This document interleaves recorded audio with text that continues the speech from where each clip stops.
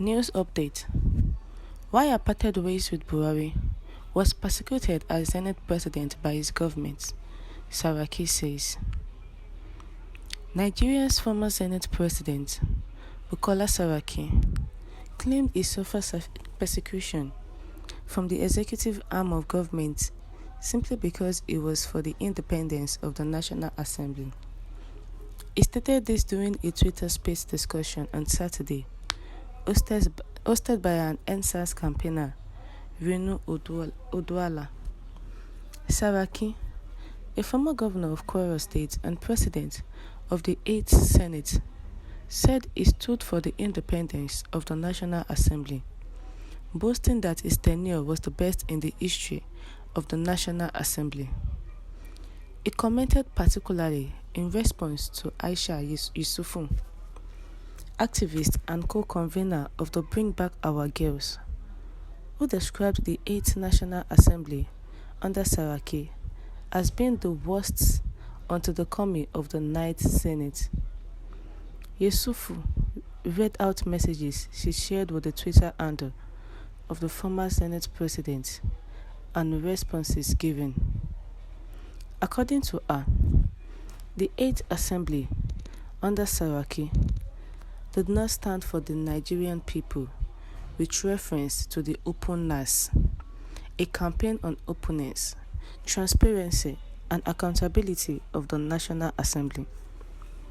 She stated that the legislature under Saraki was not independent of the executive, alleging that the Nigerian president during the 8th Assembly was taking money out of the excess crude account without the approval of the Senate, but nothing was done about it.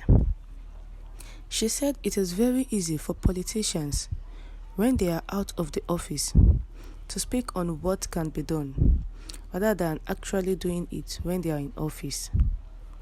Responding to the activist's comment, Saraki rebuffed Yusufu's claims, as he said, the 8th Senate was transparent. The former Kwara State governor said he was persecuted because he stood for the independence of the National Assembly. On the openness campaign, the former Senate president said the National Assembly under him made the budget a public document. When she talked about openness, you can go and check the records. Before the 8th National Assembly, there was no time before then that the budget of the National Assembly was a public document. We made it public for the first time in the history of the National Assembly. That is one of our achievements. The time she was talking about was maybe at the beginning of the process. Not only that, the budget process for the first time had public hearings. It has never happened in the history of this country. In the history of the National Assembly, go and check. Loans that were being requested by governors were being asked questions. We say, tell us what these specific loans are for. It has never happened. It is not happening now, is it? When you talked about Kuri favor, one of the things we went through is because we were not currying favor. All the personal persecutions I went through was because I did not curry favor. All I went through for the 4 years is because I was standing for the independence of the National Assembly.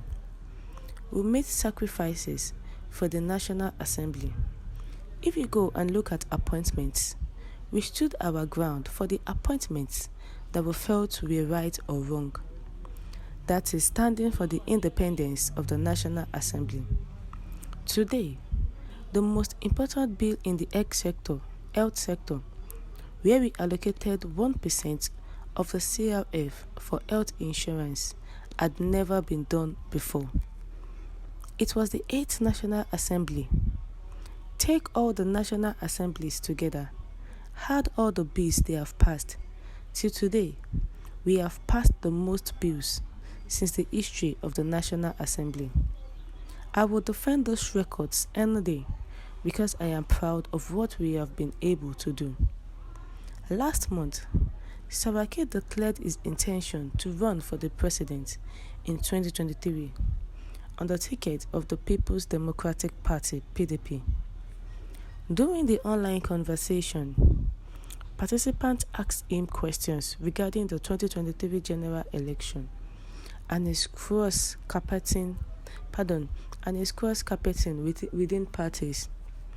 In response to why he left the APC, Saraki said the failure of President Muhammadu Buhari's regime under the ruling All Progressive Congress (APC) to bring about the needed change made him leave the party. He said he had thought the party's change vendetta was going to help him achieve his agenda for the good of all Nigerians.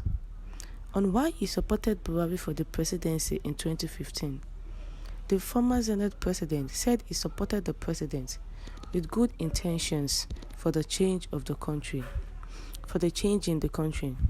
The former Kwara governor said he left the ruling All Progressives Congress (APC) when he realized that the change agenda promised by the party to Nigerians was not being achieved. My view in 2015, honestly, was that there was an issue of security and the level of corruption at that time, and the issue of integrity, ability to lead the country with honesty and good intentions. A lot of us felt that there was going to be a change, he added. There was nothing personally one was gaining out of it. It wasn't that one was doing it out of any personal gain at all. You could see that when I realized that what we hoped to achieve and deliver for Nigerians was not happening, we parted ways. I think that was an acceptance for me to say that this was not what we bargained for. That is the truth. I am speaking from the heart about what happened. We had great hopes and intentions. It did not happen. I, unlike others, said, look, this is not what I promised Nigerians, and I can't continue, and we parted ways. And that is the truth about that.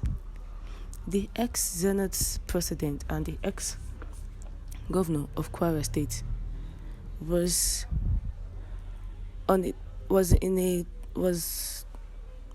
interviewed during a Twitter space.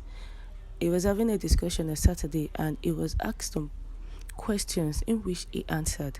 And concerning the 2023 election, he was in the APC party before he moved down to PDP, and he was asked why he left APC for PDP, and he gave his reason: because they were unable to fulfill the promise in which they gave out. During the campaign of Buhari, he was clamoring change, but he did not see the change. That was why he parted. What's your take on that? Please share your view with us. Thank you.